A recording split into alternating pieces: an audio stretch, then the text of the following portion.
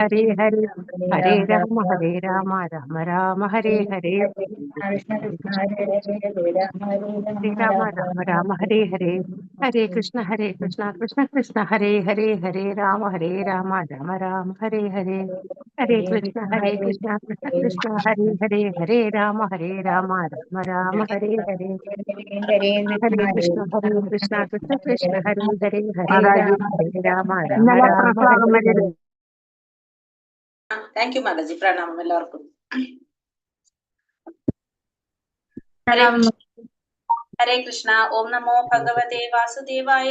ഓം നമോ ഭഗവതേ വാസുദേവായ. ഓം നമോ ഭഗവതേ വാസുദേവായ. ജ്ഞാനതിമിരാന്തസ്യ ജ്ഞാനാഞ്ജനാശലാകയാ ചക്ഷുരുന്മീലിതം യേന തസ്മൈ ശ്രീഗുരവേ നമഃ. നമോ വിഷ്ണുപാദായ കൃഷ്ണപ്രേഷ്ഠായ ഭൂതലേ ശ്രീമതേ ഭക്തിവേദാന്ത സ്വാമിനിധി നാമിനേ.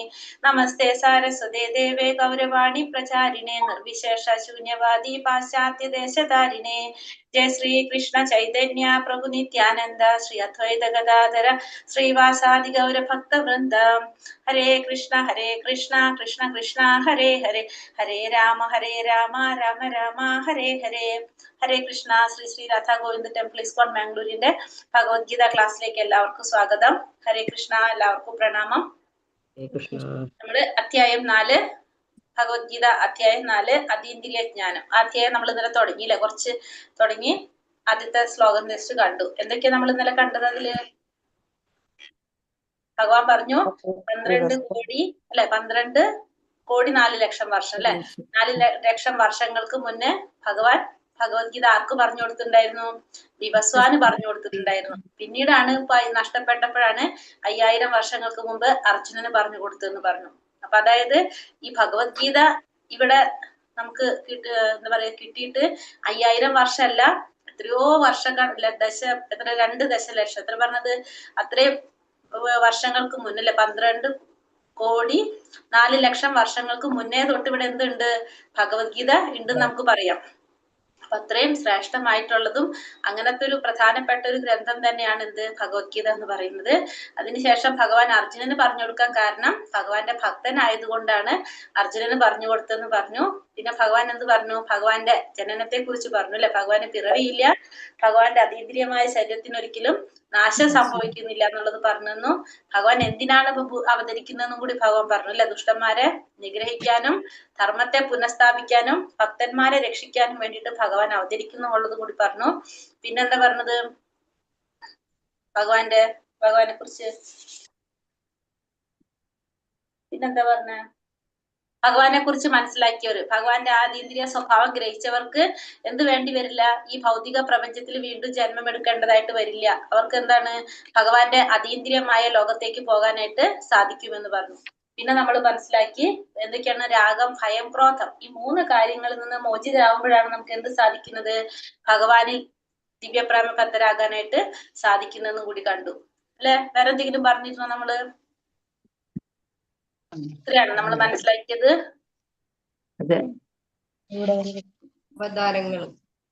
അവതാരങ്ങളെ കുറിച്ച് പറഞ്ഞു അല്ലെ. ഭഗവാന്റെ അവതാരങ്ങളെ കുറിച്ച് പറഞ്ഞു. ഏതൊക്കെയാണ് ഭഗവാന്റെ അവതാരങ്ങൾ? 6 തരത്തിൽ നമ്മൾ പറഞ്ഞു. ഏതൊക്കെയാണ്? ലീലാവതാരം, ഗുണാവതാരം, സത്യാവേശാവതാരം, മന്വന്തരാവതാരം അല്ലെ. ഗുണാവതാരം, ലീലാവതാരം, ശക്തിയാവേശാവതാരം, പിന്നെ ഏതാണ്? യുഗാവതാരം, മന്വന്തരാവതാരം അല്ലെ. 6 തരത്തിലുള്ള അവതാരങ്ങളെ കുറിച്ചും നമ്മൾ പറഞ്ഞു. ഇനി ഇതുവരെ പറഞ്ഞതിൽ മനസ്സിലായ എല്ലാവർക്കും? 10 ശ്ലോകം ക്ലിയർ ആണ്? അപ്പൊ നമുക്ക് ഇനി അടുത്ത ഭാഗത്തിലേക്ക് പോകാം. ശ്ലോകം 11. ഓം നമോ ഭഗവതേ വാസുദേവായ. യേ യഥാ മാം പ്രപദ്യന്തെ താം തഥൈവാപചാമ്യഹം. മമ വർത്തമാനുവർത്തന്തി മനുഷ്യാ പാർത്ഥ സർവശഃ. എന്നിൽ ശരണം പ്രാപിക്കുന്നതിനനുസരിച്ച് ഏവർക്കും ഞാൻ തക്കതായ പ്രതിഫലം നൽകുന്നു. അല്ലയോ കുന്തിപുത്ര, എല്ലാവരും എല്ലാ വിധത്തിലും എന്റെ മാർഗത്തെ പിന്തുടരുന്നു. അപ്പൊ ഭഗവാനെ ശരണം പ്രാപിക്കുന്നതിനനുസരിച്ച് ഭഗവാൻ എല്ലാവർക്കും എന്ത് നൽകാണ്? തക്കതായ പ്രതിഫലം നൽകുന്നു. അപ്പൊ എല്ലാവർക്കും എല്ലാ തരത്തിലും എല്ലാവരും എന്റെ മാർഗത്തിൽ എല്ലാ വിധത്തിലും എന്റെ മാർഗത്തെ പിന്തുടരുന്നു എന്നാ പറയുന്നത്. ഓരോരുത്തരും ഭഗവാനെ ശരണം പ്രാപിക്കുന്നതിനനുസരിച്ചാണ് ഭഗവാൻ നമുക്ക് പ്രതിഫലം നൽകുന്നത്. ഏത് രീതിയിലാണോ നമ്മൾ ഭഗവാനെ ശരണം പ്രാപിക്കുന്നത്, നമ്മുടെ ഓരോരുത്തരുടെ ഒരു ഭാവം. ചിലപ്പോ നമ്മള് ഭഗവാനെ സുഹൃത്തായിട്ടായിരിക്കും കാണുന്നുണ്ടാവുക, ചിലപ്പോ മകനായിട്ടായിരിക്കും കാണുന്നുണ്ടാവുക, ചിലപ്പോ കാമുകനായിട്ടായിരിക്കും കാണുന്നുണ്ടാവുക. അങ്ങനെ നമ്മൾ ഏത് ഭാവത്തിലാണോ ഭഗവാനെ നമ്മൾ ആഗ്രഹിക്കുന്നത്, ആ ഭാവത്തിലാണ് നമുക്ക് ആര് പ്രതിഫലം നൽകുന്നത്, ഭഗവാൻ നൽകുന്നത്. എല്ലാവർക്കും ഒരുപോലെയല്ല നൽകുന്നത്. നമ്മുടെ ഓരോരുത്തരുടെയും ഭാവത്തിനനുസരിച്ചാണ് ഭഗവാൻ ഓരോരുത്തർക്കും പ്രതിഫലം നൽകുന്നത്. അതായത് നമ്മുടെ തോതനുസരിച്ച് എല്ലാവരും ഭഗവാനെ പ്രാപിക്കാനുള്ള നമ്മുടെ ആഗ്രഹത്തിന്റെ തോതനുസരിച്ചാണ് നമുക്ക് ഓരോരുത്തർക്കും എന്ത് നൽകുന്നത്, ഭഗവാൻ ആ സംതൃപ്തി നമുക്ക് നൽകുന്നത്. ഇപ്പൊ അതീന്ദ്രിയ ലോകത്തിലായാലും കൃഷ്ണൻ തന്റെ ശുദ്ധ ഭക്തന്മാരുമായി അവരുടെ അഭിലാഷ പ്രകാരം അതീന്ദ്രിയ ഭാവേന അത് ഈ ഭൗതിക ലോകത്തിൽ മാത്രല്ല, അതീന്ദ്രിയ ലോകത്തിലായാലും അങ്ങനെ തന്നെയാണ്. അപ്പൊ ഇവിടെ വെച്ച് നമുക്കിത് നിർത്താൻ പറ്റുന്നതല്ല ഭഗവാനോടുള്ള സേവനങ്ങൾ. നമ്മൾ അതീന്ദ്രിയ ലോകത്തിൽ ചെന്നാലും നമ്മൾ അവിടെയും എന്ത് ചെയ്യണം, ഭഗവാന്റെ സേവനം ചെയ്യണം. അപ്പൊ എവിടെ ആയാലും നമ്മള് ഭഗവാനോടുള്ള ഒരു നമ്മുടെ ആഗ്രഹം അല്ലെങ്കിൽ തോത് അതനുസരിച്ചാണ് ഭഗവാൻ നമ്മളോട് പ്രതികരിക്കുന്നത്. അപ്പൊ നമ്മൾ രാവിലെ തന്നെ എഴുന്നേറ്റ് ഭഗവാനെ ഫസ്റ്റ് നമ്മളൊരു ദിവസം തുടങ്ങുന്നത് ഭഗവാനെ വിളിച്ചുകൊണ്ടായ ഭഗവാനും എന്ത് ചെയ്യും, നമ്മളോടും കൺസിഡറേഷൻ ചെയ്യും അല്ലെ. അല്ല നമ്മളെല്ലാം കഴിഞ്ഞിട്ട് ഭഗവാൻ വിളിച്ചാലോ, ഭഗവാനും നമ്മൾ അതേപോലെ തന്നെ ചെയ്യും. അപ്പൊ മനസ്സിലാക്കാൻ നമുക്ക് എന്ത്, നമ്മൾ എങ്ങനെയാണോ എപ്രകാരമാണോ ഭഗവാനോട് പെരുമാറുന്നത് അല്ലെങ്കിൽ ചെയ്യുന്നത്, അതനുസരിച്ച് തന്നെയാണ് ഭഗവാനും നമ്മളോട് പ്രതികരിക്കുന്നത്. ഫലേച്ഛയോടെ കർമ്മം ചെയ്യുന്നവർക്ക്, അപ്പൊ ഫലം ആഗ്രഹിച്ചുകൊണ്ട് കർമ്മം ചെയ്യുന്നവർക്ക് എന്ത് ചെയ്യും, അവരുടെ ആഗ്രഹങ്ങൾ നിറവേറ്റാൻ വേണ്ടിയിട്ടുള്ള ആ ഫലം കൊടുക്കും. യജ്ഞേശ്വരനായ ഭഗവാൻ ആ ഫലം കൊടുക്കുന്നു. യോഗസിദ്ധികൾ ആഗ്രഹിക്കുന്നവർക്ക്, യോഗികൾക്ക് അത് ലഭിക്കും. ഭഗവാന്റെ ഏതൊരാളുടെ വിജയം ഭഗവാന്റെ കാരുണ്യത്തെ ആശ്രയിച്ചിരിക്കും. അപ്പൊ എല്ലാതും എന്തിനെ ആശ്രയിച്ചാണ് ഇരിക്കുന്നത്, ഭഗവാന്റെ കാരുണ്യത്തെ. നമ്മൾ എന്താണോ ആഗ്രഹിക്കുന്നത് അതാണ് ഭഗവാൻ നൽകുന്നത്. അപ്പൊ യോഗികള് ഭഗവാൻ ആരാധിക്കുന്നത് യോഗാസിദ്ധികൾക്കാണെങ്കിൽ അവർക്ക് അത് കിട്ടും. ഫലം ആഗ്രഹിച്ചുകൊണ്ട് കർമ്മം ചെയ്യുന്നവർക്കാണെങ്കിൽ അവരുടെ ആഗ്രഹങ്ങൾ നിറവേറ്റി കൊടുക്കും. അപ്പൊ എല്ലാതും എന്തിനെ ആശ്രയിച്ചിരിക്കുന്നത്, ഭഗവാന്റെ കാരുണ്യത്തെ ആശ്രയിച്ചാണ് ഇരിക്കുന്നത്. കാക്ഷന്ത കർമ്മണാം സിദ്ധിം യജന്ത ഇഹ ദേവതാഃ ക്ഷിപ്രം ഹി മാനുഷേ ലോകേ സിദ്ധിർ ഭവതി കർമ്മജ. ഈ ലോകത്തിൽ ജനങ്ങൾ കാമ്യകർമ്മങ്ങളിൽ വിജയം വരിക്കാൻ ആഗ്രഹിക്കുന്നത് മൂലം ദേവന്മാരെ ആരാധിക്കുന്നു. ഇവിടെ കർമ്മങ്ങൾക്ക് വേഗത്തിൽ ഫലം സിദ്ധിക്കാറുണ്ടല്ലോ. അപ്പോ കാമ്യകർമ്മങ്ങൾ, അതായത് ഫലം ആഗ്രഹിച്ചുകൊണ്ട് കർമ്മം ചെയ്യുക, അതാണ് കാമ്യകർമ്മങ്ങൾ എന്ന് പറഞ്ഞാൽ കർമ്മം ചെയ്തു കർമ്മത്തിന്റെ ഫലത്തിൽ നമുക്ക് ആസക്തി ഉണ്ട്. അങ്ങനെ ആ കർമ്മത്തിന്റെ ഫലം കിട്ടാൻ വേണ്ടിട്ട് നമ്മൾ ആരാധിക്കും, ദേവന്മാരെ ആരാധിക്കും. കാരണം ദേവന്മാരിൽ നിന്ന് നമുക്ക് എന്താണ്, എളുപ്പത്തിൽ ഫലം ലഭിക്കും. പക്ഷെ ആ ഫലം ശാശ്വതമാവില്ല. പക്ഷെ എന്താണ്, പെട്ടെന്ന് ഫലം കിട്ടുമല്ലോ എന്ന് വിചാരിച്ചിട്ട് നമ്മൾ എല്ലാവരും എന്ത് ചെയ്യും, ദേവന്മാരെ ആരാധിക്കും. ദേവന്മാർ പല നിലവാരത്തിലുള്ള ഭൗതിക ശക്തികളുള്ള ജീവാത്മാക്കളാണ് ആര്, ദേവന്മാരെന്ന് പറയുന്നത്. അപ്പൊ ഈ ദേവന്മാർ ഒരിക്കലും ആർക്ക് തുല്യരല്ല, ഭഗവാൻ കൃഷ്ണനോ കൃഷ്ണന്റെ രൂപവിസ്തരങ്ങളായിട്ടുള്ള നാരായണൻ, വിഷ്ണു, ഇവർക്ക് ആർക്കും ആര് തുല്യരല്ല, ഒരിക്കലും ദേവന്മാര് തുല്യരല്ല. അപ്പൊ ഈ ദേവന്മാരെയും ഭഗവാനെയും ഒരേപോലെ കാണുന്നവര് എങ്ങനെയുള്ളവരാണ്, പാഷണ്ഡികളാണ്. ദേവന്മാരെയും ഭഗവാനെയും ഒരേപോലെ കാണുന്നവരെ നമ്മൾ എന്ത് വിളിക്കും, പാഷണ്ഡികൾ എന്നാണ് വിളിക്കുന്നത്. അവര് ദേവന്മാരെയും ഭഗവാനെയും ഒരേപോലെയാണ് കാണുന്നത്.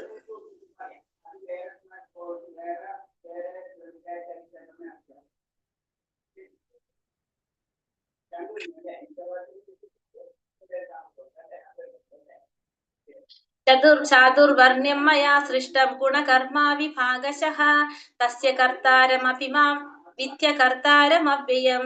പ്രകൃതി സഹജങ്ങളായ 3 ഗുണങ്ങളെയും തദനുസൃതങ്ങളായ കർമ്മങ്ങളെയും മുൻനിർത്തിക്കൊണ്ട് മനുഷ്യ സമൂഹത്തിന്റെ 4 വർണ്ണങ്ങൾ ഞാൻ സൃഷ്ടിച്ചു. ഈ വിഭാഗങ്ങളെ സൃഷ്ടിച്ചു എന്നിരിക്കലും അവ്യയനായ ഞാനല്ല അതിന്റെ കർത്താവ് എന്നറിയുക. കൂടെ ഭഗവാൻ എന്താ പറഞ്ഞത്, പ്രകൃതി സഹജങ്ങളായിട്ടുള്ള 3 ഗുണങ്ങളെ തദനുസൃതങ്ങളായ കർമ്മങ്ങളെയും മുൻനിർത്തി. 3 ഗുണങ്ങളെ കർമ്മത്തിന്റെ അടിസ്ഥാനത്തില് ഭഗവാൻ എന്ത് ചെയ്യാണ്, 4 വർണ്ണങ്ങൾ സൃഷ്ടിച്ചു. പക്ഷെ ഈ 4 വർണ്ണങ്ങൾ ഭഗവാൻ സൃഷ്ടിച്ചാലും ഭഗവാൻ അതിന്റെ ആരല്ല എന്ന് പറയണത്, അതിന്റെ കർത്താവ് ഭഗവാനല്ല എന്ന് പറയണം. ഭഗവാൻ ഇത് സൃഷ്ടിച്ചു എന്ന് മാത്രം, ഭഗവാൻ അതുമായിട്ട് യാതൊരു ബന്ധമില്ല എന്നാണ് ഭഗവാൻ പറയുന്നത്. എന്തുകൊണ്ടാണ് ഭഗവാന് ബന്ധമില്ലാത്തത്, ഇത് ആർക്ക് വേണ്ടിയിട്ടാണ് സൃഷ്ടിച്ചത്, ബദ്ധാത്മാക്കൾക്ക് വേണ്ടിയാണ് സൃഷ്ടിച്ചത്. ഭഗവാൻ ഒരിക്കലും ആരല്ല, ബദ്ധാത്മാവല്ല, ജീവാത്മാവല്ല ഭഗവാൻ. അതുകൊണ്ട് ഇത് ഈ 4 വർണ്ണങ്ങൾ സൃഷ്ടിച്ചത് ആർക്ക് വേണ്ടിയിട്ടാണ്, ഈ ബദ്ധ ജീവാത്മാക്കൾക്ക്, ഈ ഭൗതിക പ്രപഞ്ചത്തിലുള്ള ജീവാത്മാക്കളെയാണ് ഈ വിഭാഗത്തിൽ പെടുത്തിയിരിക്കുന്നത്. ഭഗവാൻ ഒരിക്കലും ആരല്ല, ബദ്ധ ജീവാത്മാവല്ല. നമാം കർമ്മണി ലിപ്പന്തി നമേ കർമ്മ ഫലേ സ്പൃഹ ഇതി മാം യോപി ജാനാതി കർമ്മ പീർനാസഭത്യത്തെ.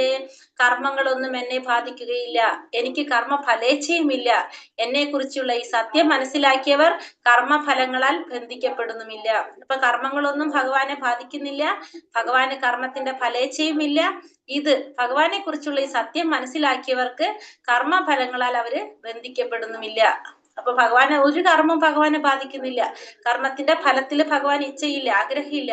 അപ്പൊ അത് മനസ്സിലാക്കി കഴിഞ്ഞാൽ എന്താണ്, അങ്ങനെയുള്ളവർ ഈ സത്യം മനസ്സിലാക്കിയവർ, ഭഗവാനെ കുറിച്ച് ഇത് മനസ്സിലാക്കുന്നവർക്ക് ഒരിക്കലും എന്ത് വരില്ല, കർമ്മത്തിന്റെ ഫലത്തില് ബന്ധനം സംഭവിക്കുന്നില്ല. അത് പറയുന്നത് ഒരു രാജാവ് ഒരു രാജ്യത്തില് നിയമങ്ങൾ ഉണ്ടാക്കും. പക്ഷെ രാജ്യത്തിലെ നിയമങ്ങൾ ഉണ്ടാക്കി ആ രാജ്യത്തിലെ നിയമങ്ങൾ ആർക്ക് ബാധകമല്ല, അവിടെ രാജാവിന് ബാധകമല്ല. രാജാവിന് ആ നിയമങ്ങളൊന്നും ബാധകമല്ല. ആ രാജ്യത്തിലെ പ്രജകൾക്ക് വേണ്ടിയിട്ടാണ് രാജാവ് എന്ത് ചെയ്തിരിക്കുന്നത്, ആ നിയമങ്ങൾ ഉണ്ടാക്കിയിരിക്കുന്നത്. അതേപോലെ തന്നെ ഈ ഭൗതിക ലോകത്തിന്റെ സ്രഷ്ടാവായിട്ടുള്ള ഭഗവാൻ ഈ നിയമങ്ങൾ മുഴുവൻ ആർക്ക് വേണ്ടിയിട്ടാണ്, ഈ ഭൗതിക ജീവിതത്തിലുള്ള ഭക്താത്മാക്കൾക്ക് വേണ്ടിയിട്ടാണ് ഈ നിയമങ്ങളെല്ലാം വന്നിരിക്കുന്നത്. അതിൽ ആർക്ക് ബന്ധമില്ല, അപ്പോടെ ഭഗവാൻ അതിൽ ബന്ധമില്ല. ഭഗവാൻ ഇതിലെല്ലാം പാലിച്ചു എന്താ പറയാ, സൃഷ്ടിക്കുന്നു എന്ന് മാത്രമേ ഉള്ളൂ. ഈ നിയമങ്ങളെല്ലാം ഉണ്ടാക്കുന്നു എന്നല്ലാതെ ഭഗവാൻ ഇതൊന്നും ബാധകമല്ല. ഏവം ജ്ഞാതോ കൃതം കർമ്മ പൂർവൈരപി മുമുക്ഷിഭിഃ കുരു കർമ്മൈവ തസ്മാത്വം പൂർവതരം കൃതം. എന്റെ ദിവ്യമായ പ്രകൃതി അറിഞ്ഞിട്ടാണ് പൗരാണികരായ മുമുക്ഷുക്കൾ പ്രവർത്തിച്ചു പോന്നത്. അതുകൊണ്ട് നീ അവരുടെ കാലടികൾ പിന്തുടർന്ന് സ്വകർത്തവ്യം നിറവേറ്റുക. അപ്പോ ഭഗവാനെ കുറിച്ച്, ഭഗവാന്റെ ഈ ദിവ്യ പ്രകൃതിയെ കുറിച്ച് മനസ്സിലാക്കിയിട്ടാണ് മുമുക്ഷുകള്, മോക്ഷം പ്രാപിച്ചവരെന്ത് ചെയ്തത്, അവരെല്ലാം പ്രവർത്തിച്ചു പോന്നത്. ഭഗവാന്റെ ഈ ദിവ്യ പ്രകൃതിയെ കുറിച്ച് മനസ്സിലാക്കിയിട്ടാണ് മുമുക്ഷുക്കളെല്ലാം പ്രവർത്തിച്ചു പോന്നത്. അതുകൊണ്ട് നീ എന്ത് ചെയ്യണം, അവരുടെ കാലടികൾ പിന്തുടർന്ന് സ്വകർത്തവ്യം നിറവേറ്റുക. അപ്പൊ മുമുക്ഷുക്കൾ എന്ന് വെച്ചാല് നമ്മളെ മുന്നേ തന്നെ മോക്ഷം പ്രാപിച്ചു പോയവര്. അപ്പൊ അവര് പോയ വഴി കൂടെ പോയ നമുക്കും എന്തിലെത്താം, ആ മോക്ഷപാതയിലേക്ക് എത്താൻ സാധിക്കും. അപ്പൊ അർജുനനോട് പറയാണ്, നീ അതുകൊണ്ട് എന്ത് ചെയ്യണം, അവരുടെ കാലടിപ്പാടുകള് നീ പിന്തുടരുക. അപ്പൊ രണ്ടു തരത്തിൽ നമുക്ക് കൃഷ്ണാവതാരത്തിൽ തുടരാനായിട്ട് സാധിക്കും. ഒന്നെങ്ങനെയാണ്, മലിന ഹൃദയരെ സംബന്ധിച്ച്. ഇപ്പൊ നമ്മളെ പോലുള്ളവര് മലിന ഹൃദയർ എന്ത് ചെയ്യണം, ഭക്തിര സേവനത്തിന്റെ നിയാമക തത്വങ്ങളെല്ലാം അനുസരിച്ചുകൊണ്ട് ക്രമികമായ ഒരു ശുചീകരണത്തിന് വേണ്ടി നമ്മൾ കൃഷ്ണാവതാരത്തെ ആശ്രയിക്കുന്നു. അപ്പൊ നമ്മളൊക്കെ എന്താ ചെയ്യണത്, നമ്മുടെ ഹൃദയം മാലിന്യം നിറഞ്ഞ ഹൃദയമാണ്. അപ്പൊ നമ്മൾ ഭക്തിയുടെ സേവനത്തിലൂടെ നിയാമക തത്വങ്ങളൊക്കെ അനുസരിച്ചുകൊണ്ട് ഭക്തിയുടെ സേവനത്തിലൂടെ നമ്മൾ ക്രമമായിട്ട് ശുചീകരിച്ച് കൊണ്ടുവരാം, കൃഷ്ണാവതാരത്തിൽ നിലനിൽക്കുന്നു. അങ്ങനെ നമുക്ക് കൃഷ്ണാവതാരത്തെ ആശ്രയിക്കാം. രണ്ടാമത്തെ കൂട്ടർ എന്ന് വെച്ചാല് ഈ ഭക്തിയുടെ സേവനം ചെയ്ത് ഹൃദയശുദ്ധി കൈവരിച്ചവരെന്ത് ചെയ്യും, അവര് മാതൃകാപരമായിട്ടുള്ള പ്രവർത്തികളൊക്കെ ചെയ്തുകൊണ്ട് മറ്റുള്ളവർക്ക് കൂടി പ്രയോജനം ഉണ്ടാക്കത്ത വിധം പ്രവർത്തിക്കുക, കൃഷ്ണാവബോധത്തിൽ തുടരുക. അപ്പൊ രണ്ടു തരത്തിൽ, ഒന്ന് മലിന ഹൃദയരും ഒന്ന് ശുദ്ധ ഹൃദയര്. മലിന ഹൃദയർ എന്താണ്, ഭക്തിയുടെ സേവനത്തില് നിയാമക തത്വങ്ങളൊക്കെ അനുസരിച്ചുകൊണ്ട് ആ പ്രവർത്തികൾ ചെയ്യുന്നതിലൂടെ അവർക്ക് എന്ത് സാധിക്കാണ്, ആ മലിന ഹൃദയം ശുദ്ധമായിട്ട് മാറും, ഹൃദയശുദ്ധി കൈവരിക്കും. രണ്ടാമത്തെ കൂട്ടര് ഹൃദയശുദ്ധി കൈവരിച്ചവര്, അവര് വീണ്ടും എന്താണ്, ഈ മാതൃകാപരമായിട്ടുള്ള പ്രവർത്തികളൊക്കെ ചെയ്തുകൊണ്ട് മറ്റുള്ള ജനങ്ങളെ കൂടിയിട്ട് അല്ലെങ്കിൽ മറ്റുള്ളവർക്ക് കൂടി പ്രയോജനം ഉണ്ടാക്കുന്ന വിധത്തിൽ അവര് കൃഷ്ണാവതാരത്തിൽ തുടരും. അപ്പൊ രണ്ടു തരത്തില് നമ്മൾ പറഞ്ഞത്. കിം കർമ്മ കിമ കർമ്മേതി കവയോപ്യത്ര മോഹിതാഹ തത്തേ കർമ്മ പ്രവിക്ഷ്യാമി യജ്ഞാതോ മോക്ഷ്യസേ ശുഭാത്. എന്താണ് കർമ്മം, എന്താണ് അകർമ്മം എന്നത് ബുദ്ധിമാന്മാരെ പോലും വിഭ്രമിക്കുന്നതാണ്. ആ കർമ്മത്തെ പറ്റി ഞാൻ ഇനി വിവരിച്ചു തരാം, അതറിഞ്ഞാൽ നീ അശുഭങ്ങളിൽ നിന്ന് മുക്തനാകും. അപ്പൊ കർമ്മം എന്താണ്, അകർമ്മം എന്താണ് എന്നുള്ളത് ബുദ്ധിമാന്മാർക്ക് പോലും വിഭ്രമം ഉണ്ടാക്കുന്ന കാര്യമാണ്. ഇനി ഭഗവാൻ അതിനെ കുറിച്ചാണ് പറയാൻ പോകുന്നത്.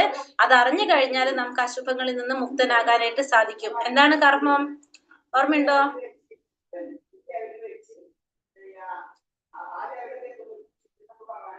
ഹരേ കൃഷ്ണ, നമ്മൾ പറഞ്ഞില്ലേ കർമ്മം അകർമ്മം വികർമ്മം. കർമ്മം അകർമ്മം കർമ്മം വേദവിധി പ്രകാരം ഫലം ഇച്ഛിച്ചുകൊണ്ട് കർമ്മം ചെയ്യുന്നത്. വികർമ്മം എന്ന് പറഞ്ഞാൽ പിന്നെ വിധി പ്രകാരം ചെയ്യാത്തത്, വിപരീതമായി ചെയ്യുന്നത്.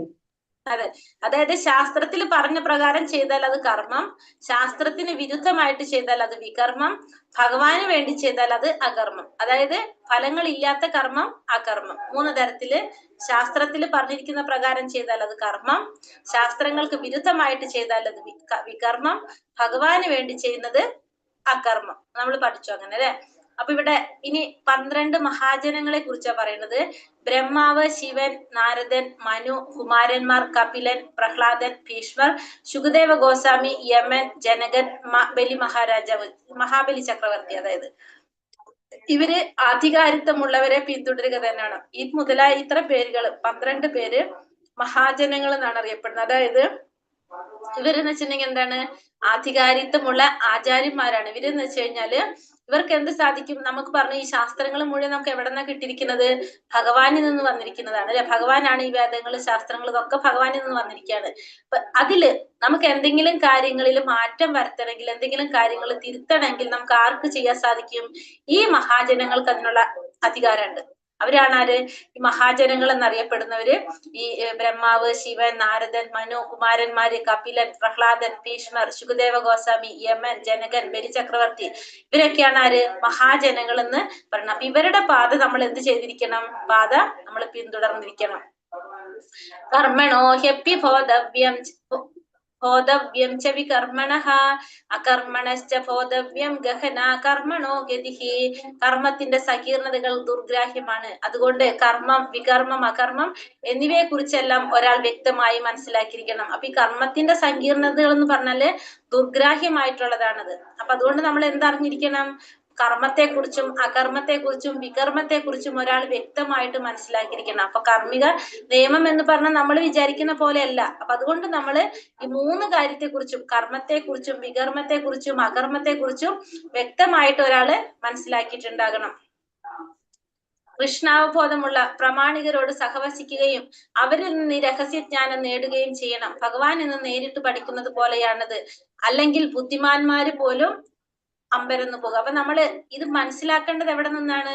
ഇത്തരത്തിലുള്ള ശാസ്ത്രങ്ങളൊക്കെ ഗ്രഹിക്കേണ്ടത് കൃഷ്ണാവബോധമുള്ള പ്രമാണിമാരിൽ നിന്നായിരിക്കണം. നമ്മളിത് പഠിക്കേണ്ടത് ഭക്തനിൽ നിന്നായിരിക്കണം. നമ്മൾ ഇതൊക്കെ മനസ്സിലാക്കേണ്ടത്. ആ ഭക്തൻ എന്ന് പറഞ്ഞാൽ കൃഷ്ണാവബോധത്തിലുള്ള വ്യക്തിയായിരിക്കും, ഭഗവാന്റെ ഭക്തന്മാര്. കാരണം ഭഗവാന്റെ ഭക്തന്മാരിൽ നിന്ന് ശ്രവിക്കുന്നത് ഭഗവാനിൽ നിന്ന് നേരിട്ട് ശ്രവിക്കുന്നത് പോലെയാണ്. കാരണം ഇതിലെല്ലാം എന്താ പറയണത്? ഭഗവാനെ കുറിച്ച് അറിയാനുള്ള വഴികളാണ് പറയുന്നത്. അപ്പൊ അത് നമുക്ക് ആരിൽ നിന്ന് മനസ്സിലാക്കണം? ഒരു ഭക്തനിൽ നിന്ന്, ഭഗവാന്റെ പ്രതിനിധികളിൽ നിന്നായിരിക്കണം നമ്മളിത് പഠിക്കേണ്ടത്. ആ ഗുരുപരമ്പരയിലുള്ള വ്യക്തികളിൽ നിന്നായിരിക്കണം നമ്മൾ പഠിച്ച് മനസ്സിലാക്കേണ്ടത്. അതല്ലെങ്കിൽ എന്താ സംഭവിക്കുന്നത്? ബുദ്ധിമാനായ ഒരു വ്യക്തി പോലും അമ്പരന്ന് പോകുന്ന പറയുന്നത്. അപ്പൊ ഭഗവാനിൽ നിന്ന് നേരിട്ട് പഠിക്കുന്ന പോലെയാണ് ഭഗവാന്റെ ആ പ്രതിനിധികളിൽ നിന്ന് നമ്മൾ മനസ്സിലാക്കുന്നത്. അല്ലെങ്കിൽ ബുദ്ധിമാനായ ഒരു വ്യക്തി പോലും അമ്പരന്ന് പോകും. കർമ്മണ്യ കർമ്മയാ പശ്യത് കർമ്മണി ച കർമ്മയഃ സാ ബുദ്ധിമാൻ മനുഷ്യേഷു സായുക്ത കൃഷ്ണ കർമ്മകൃത്. കർമ്മത്തിൽ അകർമ്മത്തെയും അകർമ്മത്തിൽ കർമ്മത്തെയും കാണുന്നവൻ അത്രേ മനുഷ്യരിൽ ബുദ്ധിമാൻ. എല്ലാത്തരം കർമ്മങ്ങളിൽ ഏർപ്പെട്ടുകൊണ്ടിരുന്നാലും അതീന്ദ്രിയാവസ്ഥിതിയിലാണ് അയാൾ സ്ഥിതി ചെയ്യുന്നത്. അതായത് കർമ്മത്തിൽ അകർമ്മത്തെ കാണാം. കർമ്മം എന്ന് പറഞ്ഞാൽ എന്താണ്? കർമ്മം എന്ന് പറഞ്ഞാല് വേദവിധി പ്രകാരം ചെയ്യുന്നത് കർമ്മം, ശാസ്ത്രത്തിനനുസരിച്ച് ചെയ്യുന്നതാണ് കർമ്മം. ആ കർമ്മം എങ്ങനെ ചെയ്യണം? അകർമ്മത്തെ കാണാം. അകർമ്മം എന്ന് വെച്ചാല് ഭഗവാന് വേണ്ടി ചെയ്യുന്നത്. അപ്പോ ശാസ്ത്രവിധി പ്രകാരം ഭഗവാന് വേണ്ടി ചെയ്യുന്നത്, അതാണ് അവിടെ പറയുന്നത്. ശാസ്ത്രവിധി പ്രകാരം ചെയ്യുന്നു, പക്ഷെ അത് ഭഗവാന് വേണ്ടി ചെയ്യാം. രണ്ടാമത്തത് അകർമ്മത്തിൽ കർമ്മത്തെ കാണാന്ന് വെച്ചാല് ഭഗവാന് വേണ്ടി ചെയ്യുന്നു, അത് ശാസ്ത്രവിധി പ്രകാരം ചെയ്യുന്നു. ഒന്നാമത്തേല് കർമ്മം ചെയ്യുന്നത് ശാസ്ത്രവിധി പ്രകാരം, അത് ഭഗവാന് വേണ്ടി ചെയ്യുന്നു. രണ്ടാമത്തേല് ഭഗവാന് വേണ്ടി ചെയ്യുന്നത് ശാസ്ത്രവിധി പ്രകാരം ചെയ്യുകയാണെങ്കിൽ അതാരാണ്? ബുദ്ധിമാന്മാരാണ് അങ്ങനെയുള്ളവര്. അങ്ങനെയുള്ള വ്യക്തി എപ്പോഴും ഏതിലായിരിക്കും? അതീന്ദ്രിയാവസ്ഥയിലായിരിക്കും ആ വ്യക്തി സ്ഥിതി ചെയ്യുന്നത്. അകർമ്മം എന്നാൽ എന്താണ്? പ്രതികരണം ഇല്ലാത്ത കർമ്മം. നമുക്കറിയാം അകർമ്മം എന്നാല് ഭഗവാന് വേണ്ടി ചെയ്യാണ്. അപ്പൊ അവിടെ നമുക്ക് എന്ത് വരുന്നില്ല? പ്രതിപ്രവർത്തനങ്ങൾ ഒരിക്കലും വരുന്നില്ല. യസ്യ സർവേ സമാരംഭ കാമസങ്കൽപ വർജിതഃ ജ്ഞാനാഗ്നിക്ത കർമാണം തമാഹു പണ്ഡിതം ബുധഃ. ഇന്ദ്രിയ സുഖങ്ങൾക്ക് വേണ്ടി ആഗ്രഹിക്കാതെ പ്രയത്നിക്കുന്ന ഒരാളെ ജ്ഞാനി എന്ന് മനസ്സിലാക്കണം. ജ്ഞാനാഗ്നിയിൽ കർമ്മഫലങ്ങളെല്ലാം ഭസ്മീകരിച്ച പ്രവർത്തകനാണ് അദ്ദേഹം എന്ന് ഋഷീശ്വരന്മാർ പറയുന്നു. അപ്പൊ ഇന്ദ്രിയ സുഖങ്ങൾക്ക് വേണ്ടിയിട്ട് ആഗ്രഹിക്കാതെ പ്രയത്നിക്കുന്ന ഒരാളെ നമുക്ക് എന്ത് പറയാം? ജ്ഞാനി എന്ന് പറയാം. ഒരു ജ്ഞാനി ഒരിക്കലും എന്താഗ്രഹിക്കുന്നില്ല? ഭൗതികമായ സുഖങ്ങൾ ഒരിക്കലും ആഗ്രഹിക്കില്ല. ജ്ഞാനിക്ക് എന്ത് മാത്രമേ ആഗ്രഹമുള്ളൂ? ഉണ്ടാവുള്ളൂ? ഭഗവാനെ കുറിച്ച് മനസ്സിലാക്കാൻ ആഗ്രഹം മാത്രമേ ഉണ്ടാവുള്ളൂ ആർക്ക്? ജ്ഞാനിക്ക്. അതുകൊണ്ട് തന്നെ ജ്ഞാനി ഭഗവാൻ ഏറ്റവും പ്രിയപ്പെട്ടവനായിരിക്കും. അപ്പൊ ഈ ഒരു ജ്ഞാനം കൊണ്ട് എന്താ സംഭവിക്കുന്നത്? കർമ്മത്തിന്റെ ഫലങ്ങളെല്ലാം ഭസ്മീകരിക്കാനായിട്ട് സാധിക്കും.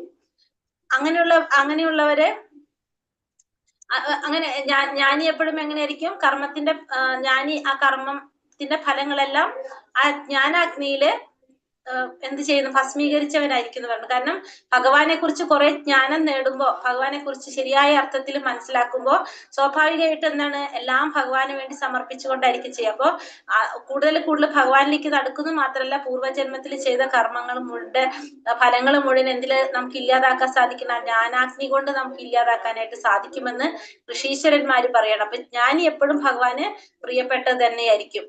അപ്പൊ ഭഗവത് ദാസ്യത്തെ കുറിച്ചുള്ള ഈ ജ്ഞാനത്തിന്റെ വികാസം അഗ്നിയെ പോലെയാണ്. എത്രത്തോളം ജ്ഞാനം നേടാതെ അഗ്നിയെ പോലെ. കാരണം എന്താണ്? അതൊരു പ്രാവശ്യം ജ്വലിച്ച് കിട്ടിക്കഴിഞ്ഞാൽ പിന്നെ അവിടെ എന്തുണ്ടാവില്ല? ആ കർമ്മ പ്രതികരണങ്ങളെല്ലാം അത് ചാമ്പലാക്കി കളയും. കർമ്മത്തിന്റെ ഒറ്റ പ്രതികരണം ഉണ്ടാവില്ല. അതിനൊക്കെ ചാമ്പലാക്കാൻ എന്തിനു സാധിക്കും? അഗ്നിക്ക് സാധിക്കും. त्यक्ता कर्मफलं संग नित्य तृप्तो निराश्रयः कर्मण्यापि प्रवर्तोऽपि नैव किञ्चित् करोति सः.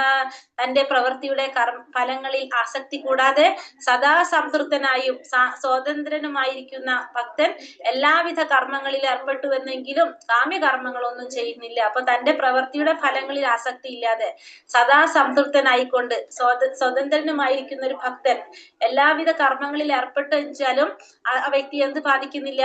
കാമ്യകർമ്മങ്ങളൊന്നും ആ വ്യക്തി ചെയ്യുന്നില്ല. അപ്പോ കർമ്മത്തിന്റെ ഫലത്തിൽ ഒട്ടും ആസക്തി ഇല്ല, സദാ സംതൃപ്തനാണ്, സ്വതന്ത്രനുമാണ്. ആരാണ്? ഒരു ഭക്തനെ കുറിച്ച് പറയുന്നത്. അങ്ങനെയുള്ള ഒരു ഭക്തൻ എല്ലാ വിധത്തിലുള്ള കർമ്മങ്ങളിൽ ഏർപ്പെട്ടു വേണമെങ്കിലും എന്താണ്? കാമ്യകർമ്മങ്ങളൊന്നും ആ ഭക്തൻ ചെയ്യുന്നില്ല. ചെയ്യുന്ന കർമ്മങ്ങള് ഫലം ആഗ്രഹിക്കാതെ തന്നെയാണ് ചെയ്യുന്നത്. ഫലം ആഗ്രഹിച്ചു കൊണ്ടുള്ള കർമ്മങ്ങളൊന്നും ആര് ചെയ്യുന്നില്ല? അത്തരത്തിലുള്ള ഒരു ഭക്തൻ ചെയ്യുന്നില്ല. അപ്പൊ പ്രവർത്തികൾ ചെയ്യുന്നു, പക്ഷെ അതിലെന്തില്ല? ആസക്തി ഇല്ല. ചെയ്യുന്ന പ്രവർത്തികളിൽ സംതൃപ്തനാണ്, സ്വതന്ത്രനാണ്. എല്ലാതും ആർക്ക് വേണ്ടി ചെയ്യുന്നത്? ഭഗവാന് വേണ്ടിയാണ് ചെയ്യുന്നത്. അപ്പൊ ആ വ്യക്തി എത്ര കർമ്മങ്ങൾ ചെയ്താലും എന്താണ്? കാമ്യകർമ്മങ്ങൾ ഒരിക്കലും ചെയ്യുന്നില്ല. കാമ്യകർമ്മങ്ങൾ വെച്ചാൽ ഫലം ആഗ്രഹിച്ചുകൊണ്ട് ചെയ്യുന്നില്ല. കാരണം ഒരു പരിശുദ്ധ ഭക്തൻ എപ്പോഴും എങ്ങനെയാണ്? ഭഗവത് പ്രേമത്തോടു കൂടി ഭഗവാന് വേണ്ടി മാത്രം ചെയ്യുന്നു. ഭഗവാന്റെ ആ കർമ്മത്തിന്റെ ഫലത്തിൽ ഒരിക്കലും ആ വ്യക്തി ആസക്തനല്ല. തന്റെ നിലനിൽപ്പ് പോലും അയാൾക്ക് പ്രശ്നമല്ല. അയാൾ എപ്പോഴും ആർക്ക് വേണ്ടി പ്രവർത്തിക്കുന്നത്? ആ ഭക്തൻ ഭഗവാന് വേണ്ടിയിട്ടാണ് ആ ഭക്തൻ പ്രവർത്തിക്കുന്നത്. നിരാശീര്യത ചിത്രാത്മാ ത്യക്ത സർവ പരിഗ്രഹ ശാരീരം കേവലം കർമ്മ കുർവന്നാപ്നോതി കിൽബിഷം. മനസ്സിനെയും ബുദ്ധിയെയും പൂർണ്ണമായും നിയന്ത്രിച്ചും തന്റെ സമ്പത്തിലും നേട്ടങ്ങളിലും ഉടമാവകാശ ബോധം ഉപേക്ഷിച്ചും ജീവിതത്തിന് അത്യാവശ്യമായ കർമ്മങ്ങളിൽ മാത്രം ഏർപ്പെട്ടുകൊണ്ടിരിക്കുന്ന ജ്ഞാനിക്ക് കർമ്മത്തിന്റെ പാപഫലങ്ങൾ ഏൽക്കേണ്ടി വരില്ല. അപ്പൊ മനസ്സിനെയും ബുദ്ധിയെയും പൂർണ്ണമായിട്ട് നിയന്ത്രിക്കുക. പിന്നെ സമ്പത്തിലും നേട്ടത്തിലും ഉടമസ്ഥാവകാശം ഉപേക്ഷിക്കുക. ജീവിതത്തിന്റെ അത്യാവശ്യമായ കർമ്മങ്ങൾ മാത്രം ഏർപ്പെട്ടുകൊണ്ടിരിക്കുക. അപ്പൊ നമ്മളെ മനസ്സിനെയും ബുദ്ധിയെയും നമുക്ക് നിയന്ത്രിക്കാൻ സാധിക്കുക. ഒന്നിലും നമുക്ക് ഉടമസ്ഥാവകാശ ബോധം ഇല്ലാതെ, നമ്മൾ ഈ ഭൗതിക ലോകത്തിൽ ഒന്നും നമ്മുടേതായിട്ടില്ല. അപ്പൊ നമുക്ക് ഒന്നിലും അവകാശബോധം ഇല്ലാതെ നമ്മൾ ജീവിതത്തിൽ അത്യാവശ്യം വേണ്ട കർമ്മങ്ങള് നമുക്ക് എന്ത് വേണം? നമ്മൾ ഈ ശരീരം കൊണ്ടാണ് പ്രവർത്തികൾ ചെയ്യുന്നത്. അപ്പൊ നമ്മൾ ആ ശരീരം നിലനിർത്താൻ വേണ്ടിയിട്ട് വേണ്ട കാര്യങ്ങൾ നമ്മൾ ചെയ്യണം. അങ്ങനെ ചെയ്തുകൊണ്ടിരിക്കുന്ന ജ്ഞാനിക്ക് എന്തുണ്ടാവില്ല? ആ ചെയ്യുന്ന കർമ്മത്തിന്റെ പാപഫലങ്ങളൊന്നും ഏൽക്കേണ്ടതായിട്ട് വരുന്നില്ല. അങ്ങനെയുള്ള വ്യക്തിക്ക് ചെയ്യേണ്ടതായിട്ട് വരുന്നില്ല. എപ്രകാരമാണോ ഒരു യന്ത്രം നമ്മൾ ഉപയോഗിക്കുമ്പോൾ ആ യന്ത്രം നല്ല രീതിയിൽ പ്രവർത്തിക്കാനായിട്ട് ഇടയ്ക്ക് നമ്മൾ എന്ത് ചെയ്യും? അതിന് മെഴുക്കിടും, അതിനെ ശുചീകരിപ്പിക്കും. അതേപോലെ തന്നെ നമ്മളും എന്ത് ചെയ്യണം? നമ്മുടെ സ്വന്തം ശരീരത്തെ നമ്മളും എന്ത് ചെയ്തുകൊണ്ടിരിക്കണം? നമ്മളും അതിന് വേണ്ട അതിനെ നമ്മള് ശുചീകരിച്ചു കൊണ്ടിരിക്കുക. അതിനെ നമ്മള് വൃത്തിയാക്കിക്കൊണ്ടിരിക്കണം. അല്ല, അതിനും നമ്മള് മെയിൻ്റെനൻസ് ചെയ്യാം. മെയിൻ്റെനൻസ് പറയല്ല, നമുക്ക് അതിനെ മെയിൻറ്റെയിൻ ചെയ്തുകൊണ്ടിരിക്കണം. കാരണം നമ്മൾ ഈ ശരീരം എന്തിനാവശ്യമാണ്? ഭഗവത് സേവനം ചെയ്യണമെങ്കിൽ നമുക്കൊരു ശരീരം വേണം. അപ്പൊ ഈ ശരീരത്തിനെ നമ്മൾ എന്ത് ചെയ്യണം? നമ്മൾ അതിനെ റെഡിയാക്കിക്കൊണ്ടിരിക്കണം. ചില സമയത്ത് എന്തെങ്കിലും കേടുപാടുകൾ ഉണ്ടെങ്കിൽ, അല്ല, ഇപ്പൊ നമ്മൾ ചിലപ്പോ എന്താണ് പറയാ, നമുക്ക് കണ്ണെന്ന് പറയും. ഇപ്പൊ നമ്മളിപ്പോ വയസ്സാവും തോറും നമ്മൾ ആ ജരാനരകൾ ബാധിക്കുമ്പോൾ നമുക്ക് കണ്ണിന് കാഴ്ചശക്തി കുറയും. അപ്പൊ നമ്മൾ എന്ത് ചെയ്യും? അത് ശരിയാക്കും. പിന്നെ അല്ലെങ്കിൽ അതേപോലെ തന്നെ നമ്മുടെ ശരീരത്തിന് ആരോഗ്യം കുറയും. അപ്പൊ നമ്മൾ എന്ത് ചെയ്യും? അതിന് വേണ്ട ഭക്ഷണങ്ങൾ കഴിച്ച് നമ്മൾ ഊർജ്ജം ഉണ്ടാക്കാൻ തുടങ്ങും. അങ്ങനെ ഓരോരോ കാര്യങ്ങൾ ചെയ്ത് നമ്മൾ ആ ശരീരത്തിനെ മെയിൻറ്റെയിൻ ചെയ്തുകൊണ്ടിരിക്കും. എന്തിനാണ്?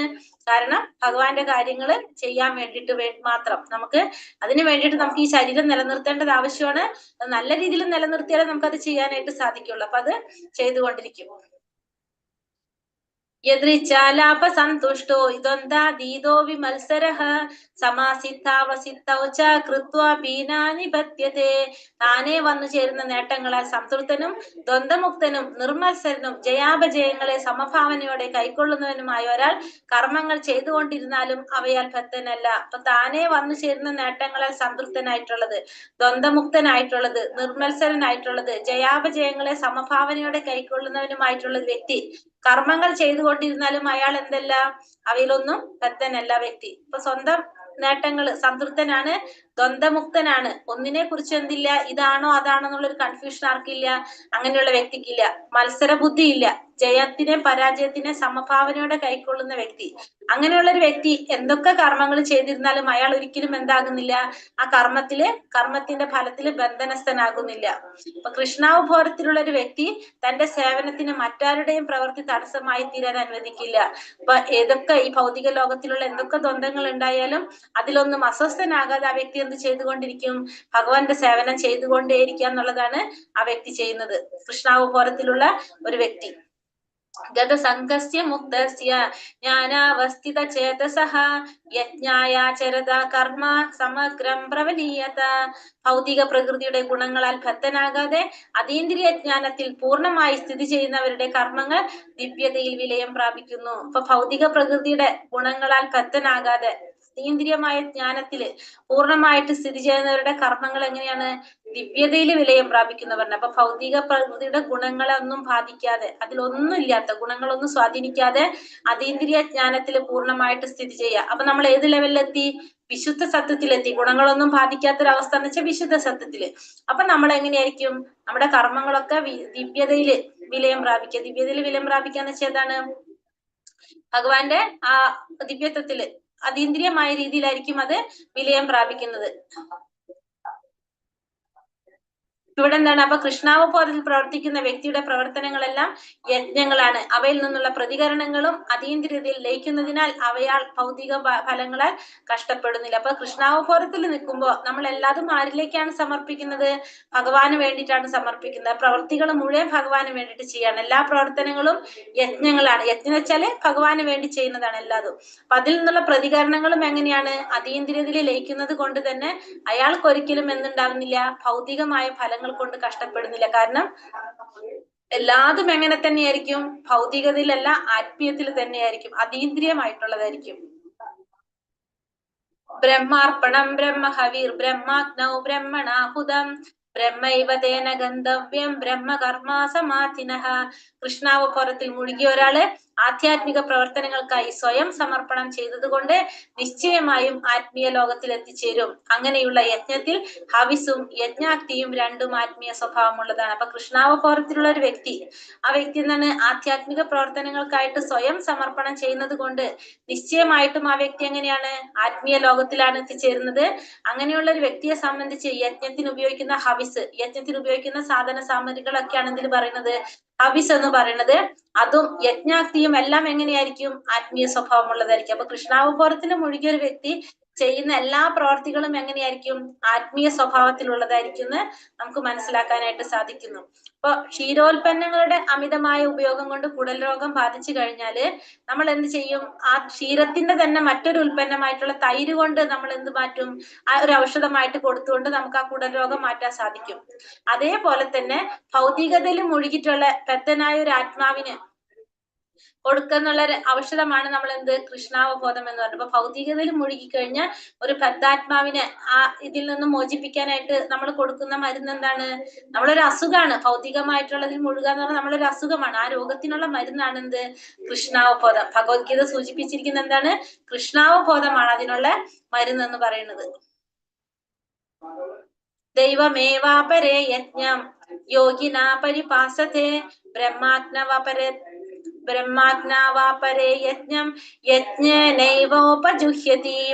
ചില യോഗികൾ വിവിധ യജ്ഞങ്ങളാൽ ദേവന്മാരെ യഥാവിധി ആരാധിക്കുന്നു. മറ്റു ചിലർ പരബ്രഹ്മ തേജസ്സിൽ യജ്ഞങ്ങൾ അർപ്പിക്കുന്നു. ചിലരാണെങ്കിൽ എന്ത് ചെയ്യും? ദേവന്മാരെ ആരാധിക്കും. മറ്റു ചിലരാണെങ്കിലോ പരബ്രഹ്മ തേജസ്സിൽ യജ്ഞങ്ങൾ അർപ്പിക്കും. അപ്പൊ ചിലര് ദേവന്മാരെ ആരാധിക്കുന്നു, ചിലര് പരബ്രഹ്മ തേജസ്സിൽ ബ്രഹ്മത്തില് ആരാധിക്കുന്നത്. അപ്പൊ യജ്ഞങ്ങളെ രണ്ടു തരത്തിൽ പറയാം. ഒന്നെന്താണ്? ഭൗതികമായ സമ്പത്തിനായിട്ടുള്ള യജ്ഞം. രണ്ടാമത്തേത് അതീന്ദ്രിയ ജ്ഞാനത്തിനായിട്ടുള്ള യജ്ഞം. അപ്പൊ കൃഷ്ണാവതാരത്തിലുള്ളവർ എന്ത് ചെയ്യും? ഭഗവാന്റെ പ്രീതിക്ക് വേണ്ടിയിട്ട് എല്ലാതും അർപ്പിക്കും. ഈ ഭൗതിക സമ്പത്തിനായിട്ടുള്ള യജ്ഞങ്ങൾ എങ്ങനെയാണ്? ഭൗതികമായ സുഖ സൗകര്യങ്ങൾക്ക് വേണ്ടി നടത്തപ്പെടുന്ന യജ്ഞങ്ങള്. അതീന്ദ്രിയ ജ്ഞാനത്തിനായിട്ടുള്ള യജ്ഞം എന്ന് പറഞ്ഞാലോ ഭഗവാനെ കുറിച്ച് അറിയാൻ വേണ്ടിയിട്ട് ചെയ്യുന്ന യജ്ഞങ്ങള്. അപ്പോ കൃഷ്ണാവതാരത്തിലുള്ളവരാണെങ്കിലോ ഭഗവാന്റെ പ്രീതിക്ക് വേണ്ടിയിട്ടായിരിക്കും എപ്പോഴും പ്രവർത്തിക്കുന്നതും അവര് എല്ലാതും എന്ത് ചെയ്യും? ഭഗവാന് സമർപ്പിക്കുകയും ചെയ്യും. ശ്രോതാദീനീന്ദ്രിയാണ്യന്യ സംയമാഗ്നിഷു ജുഹതി ശബ്ദാദീൻ വിഷയാനന്യ ഇന്ദ്രിയാഗ്നിഷു ജുഹതി. ചിലർ ആത്മസംയമനമാകുന്ന അഗ്നിയിൽ ശ്രവണ പ്രക്രിയകളെയും ഇന്ദ്രിയങ്ങളെയും ഹോമിക്കുന്നു. മറ്റു ചിലർ ഇന്ദ്രിയ വിഷയങ്ങളെ ഇന്ദ്രിയമാകുന്ന അഗ്നിയിൽ ഹോമിക്കുന്നു. അപ്പൊ ഒരു കൂട്ടർ എന്ത് ചെയ്യുന്നു? ഇന്ദ്രിയങ്ങളെ ഹോമിക്കുന്നു, മറ്റു കൂട്ടര് ഇന്ദ്രിയ വിഷയങ്ങളെ ഹോമിക്കുന്നു. ഒരു കൂട്ടര്, അതായത് ബ്രഹ്മചാരികള്, കറകളഞ്ഞ ബ്രഹ്മചാരികള് ഇന്ദ്രിയങ്ങളെ ഹോമിക്കുമ്പോ ഗൃഹസ്ഥര് ഇന്ദ്രിയ വിഷയങ്ങളെയാണ് അഗ്നിയിൽ ഹോമിക്കുന്നത്. ഒരു കൂട്ടര് ഇന്ദ്രിയങ്ങളെ ഹോമിക്കുന്നത്, അതായത് ബ്രഹ്മചാരികൾ ഇന്ദ്രിയങ്ങളെ ഹോമിക്കുമ്പോ ഗൃഹസ്ഥര് ഇന്ദ്രിയ വിഷയങ്ങളെയാണ് ഹോമിക്കുന്നത് അഗ്നിയില്. ബ്രഹ്മചാരികൾ അഥവാ വിദ്യാർത്ഥികൾ വിശ്വാസിനായ ഒരു ഗുരുവിന്റെ മേൽനോട്ടത്തിൽ ഇന്ദ്രിയ സുഖം ഉപേക്ഷിച്ച് മനോനിയന്ത്രണം ചെയ്യുന്നു. അപ്പൊ ബ്രഹ്മചാരികളും വിദ്യാർത്ഥികളൊക്കെ എങ്ങനെ ചെയ്യുന്നത്? ഒരു ഗുരുവിന്റെ നിർദ്ദേശത്തോടെ ആ ഗുരു പറയുന്നത് അനുസരിച്ച് ഇന്ദ്രിയ സുഖങ്ങളെല്ലാം ഉപേക്ഷിച്ചുകൊണ്ട് പതുക്കെ പതുക്കെ മനോനിയന്ത്രണം കൈവരിക്കുന്നവരാണ് ആര്? ഈ ബ്രഹ്മചാരികളും വിദ്യാർത്ഥികളൊക്കെ. ശുദ്ധ ബ്രഹ്മചാരി എന്താ ചെയ്യുന്നത്? ഹരേർ നാമ കീർത്തനം അഥവാ ഭഗവത് നാമ ശ്രവണ കീർത്തനത്തിൽ സദാ ഏർപ്പെട്ടുകൊണ്ടിരിക്കുക. അപ്പൊ ശുദ്ധ ബ്രഹ്മചാരി ആണെങ്കിൽ, ഒരു ശുദ്ധ ഭക്തനാണെങ്കിൽ ശ്രവണം, കീർത്തന, സ്മരണം, ഈ മൂന്ന് കാര്യത്തിലൂടെ അല്ലെങ്കിൽ ഭഗവാന്റെ നാമജപത്തിലൂടെ എന്ത് ചെയ്തുകൊണ്ടിരിക്കും? സദാ ഭഗവാനെ കീർത്തിച്ചുകൊണ്ടിരിക്കുന്നവരാണ് ആര്? ശുദ്ധ ബ്രഹ്മചാരികള്. സർവാണീന്ദ്രിയ കർമാണി പ്രാണകർമാണി ചാപരേ ആത്മസംയമ യോഗാഗ്നൗ ജുഹ്വതി ജ്ഞാനദീപിതേ. ആത്മസാക്ഷാത്കാരം നേടുന്നതിൽ തൽപരരായ മറ്റു ചിലർ ഇന്ദ്രിയങ്ങളുടെയും മനസ്സിന്റെയും നിയന്ത്രണത്തിലൂടെ എല്ലാ ഇന്ദ്രിയ പ്രവർത്തനങ്ങളെയും പ്രാണപ്രവർത്തനങ്ങളെയും നിയന്ത്രിതമായ മനസ്സാകുന്ന അഗ്നിയിൽ ഹോമിക്കുന്നു. അപ്പൊ ആത്മസാക്ഷാത്കാരം നേടുന്നതിൽ തൽപരരായിട്ടുള്ള ചിലർ എന്ത് ചെയ്യും?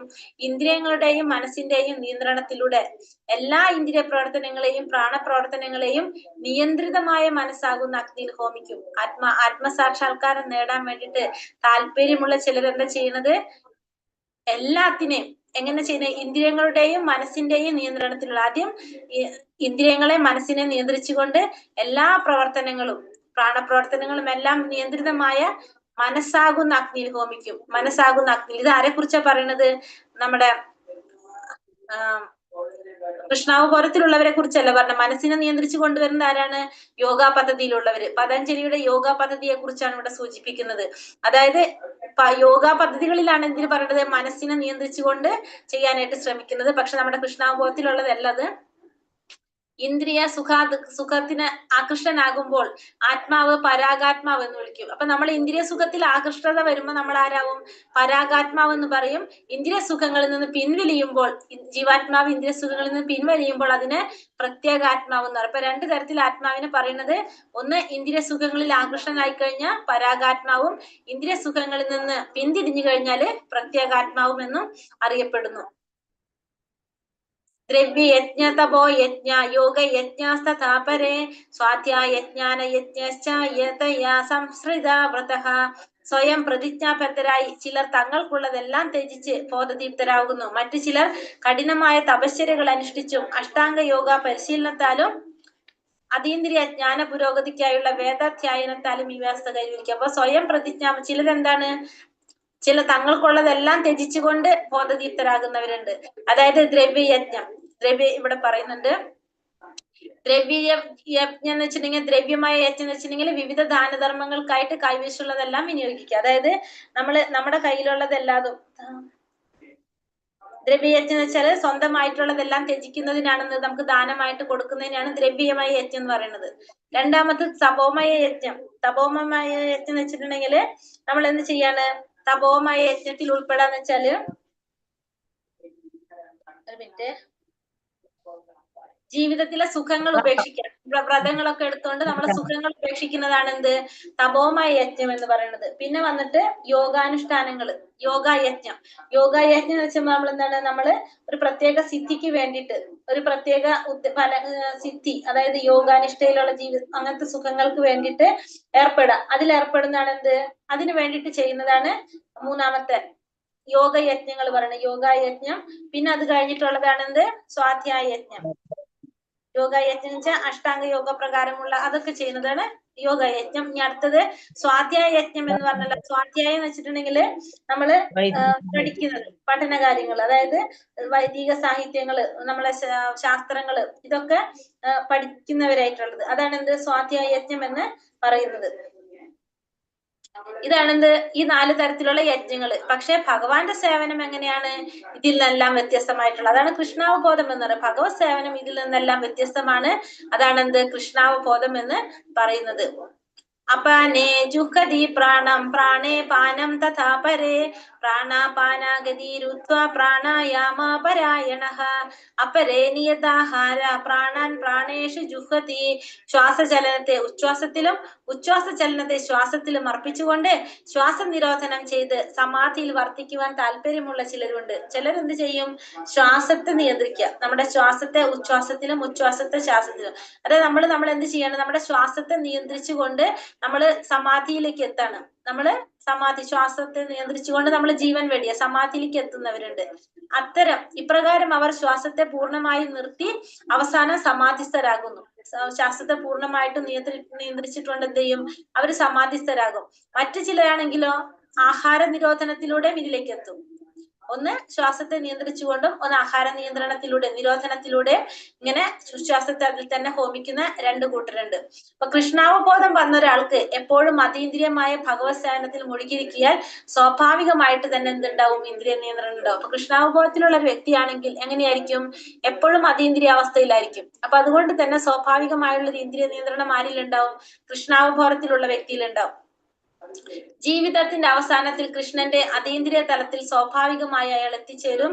ആ നിലയ്ക്ക് തന്റെ ഇഹലോക ജീവിതം ദീർഘിപ്പിക്കാൻ ആ ഭക്തൻ ശ്രമിക്കുകയില്ല. അപ്പൊ ഇഹലോകത്തില് കൃഷ്ണന്റെ ജീവിതത്തിന്റെ അവസാനത്തില് ഭഗവാന്റെ അതീന്ദ്രിയ തലത്തിൽ സ്വാഭാവികമായിട്ടും അങ്ങനെയുള്ള വ്യക്തികൾ എത്തിച്ചേരുന്നു. മാത്രമല്ല, അങ്ങനെയുള്ളവർക്ക് എന്താ ആഗ്രഹം ഉണ്ടാവില്ല?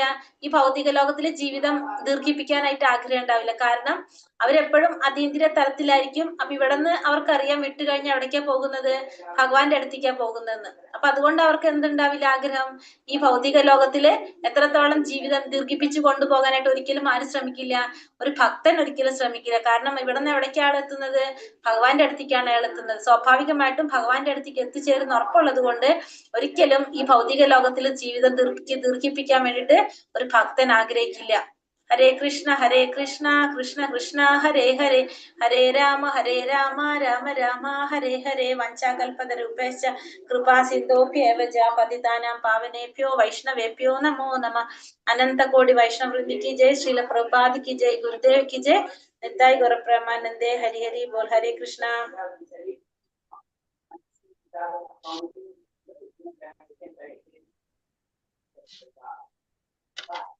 ഹരേ കൃഷ്ണ മാതാജി, ഒരു സംശയം ചോദിച്ചോട്ടെ? നമ്മുടെ ഈ സെയിം ക്ലാസ് രാത്രിക്കുണ്ടോ? ഉണ്ട് മാതാജി, രാത്രിക്കുണ്ട്. ഓ, thank you. Hare Krishna. Question answer എത്ര എണ്ണം എടുത്ത്? നമ്മൾ 9 വരെ 5 വരെ എടുത്തിട്ടുണ്ടാവും അല്ലെ? പാഷണ്ഡികൾ ആരാണ്?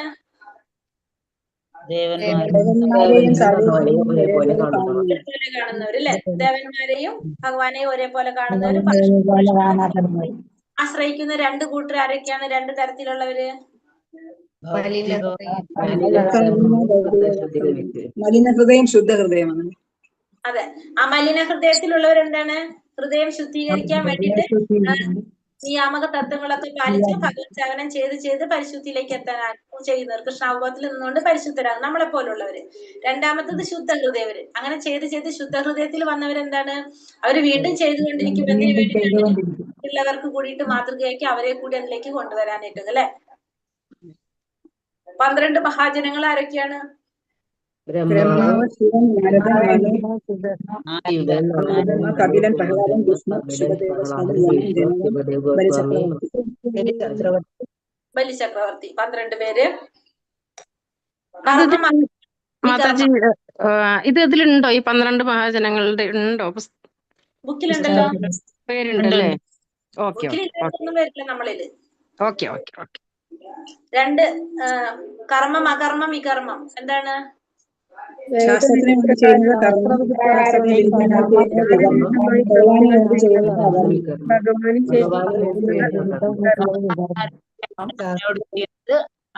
ശാസ്ത്രത്തിന് വിരുദ്ധമായിട്ട് ചെയ്യുന്ന വികർമ്മം.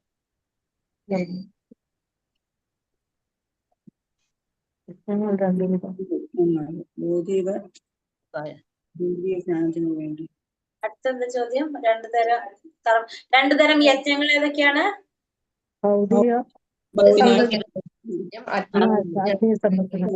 അതീന്ദ്രിയ ജ്ഞാനത്തിന് വേണ്ടി. ഭൗതിക യജ്ഞവും ഇന്ദ്രിയ യജ്ഞം. ഭൗതികമായിട്ടുള്ളതും അതീന്ദ്രിയമായിട്ടുള്ളത് അല്ലെ, ആത്മീയമായിട്ടുള്ളത്. അതീന്ദ്രിയ ജ്ഞാനത്തിന്, അതായത് ഭൗതിക സമ്പത്തിനായിട്ടുള്ള യജ്ഞം, അതീന്ദ്രിയ ജ്ഞാനത്തിനായിട്ടുള്ള യജ്ഞം. ഭൗതിക സമ്പത്തിനായിട്ടുള്ള, ഭൗതികമായ സമ്പത്തിന് വേണ്ടിയിട്ട് നമ്മൾ യജ്ഞം ചെയ്യും, ഭൗതികമായ കാര്യങ്ങൾക്ക്. അതായത് നമ്മൾ ഈ ഭൗതിക ലോകത്ത് ജീവിക്കുമ്പോ നമുക്ക് കുറെ കാര്യങ്ങൾ നമുക്ക് വേണം തോന്നും അല്ലെ. കുറെ പൈസ വേണം, കുറെ സമാധാനം വേണം, സന്തോഷം വേണം, ജോലി വേണം, അങ്ങനെ കുറെ ഭൗതികമായ ആഗ്രഹങ്ങളുണ്ട്. വീട് വേണം, കാറ് വേണം അല്ലെ, അങ്ങനെ നല്ല ഭാര്യ വേണം, നല്ല കുട്ടികൾ വേണം, അങ്ങനെ കുറെ ആഗ്രഹങ്ങൾ ഉണ്ടാവും നമ്മള്. അപ്പൊ അതൊക്കെ ഭൗതികമായ യജ്ഞത്തിൽ വരും. നമ്മുടെ ഭൗതിക സമ്പത്തിനായിട്ടുള്ള യജ്ഞം പറഞ്ഞു അല്ലെ. അപ്പൊ ഭൗതികമായിട്ടുള്ളതെല്ലാം വരും. പിന്നെ അടുത്തത് പറയുന്നത് അതീന്ദ്രിയ ജ്ഞാനം, ഭഗവാനെ കുറിച്ച്, ഭഗവാനുമായിട്ട് ബന്ധപ്പെട്ടിട്ടുള്ളത്. അതാണ് രണ്ടാമത്തത്.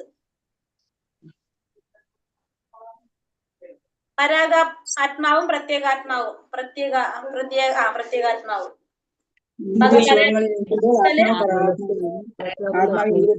പിന്മാറുമ്പോൾ ഇന്ദ്രിയ സുഖങ്ങളില് ആസക്തി വരുമ്പോ, ആകർഷനാകുമ്പോ പരാഗാത്മാവും, പിന്തിരിയുമ്പോ പ്രത്യേകാത്മാവും. 4 തരം യജ്ഞങ്ങൾ ഏതൊക്കെയാ പറഞ്ഞത്?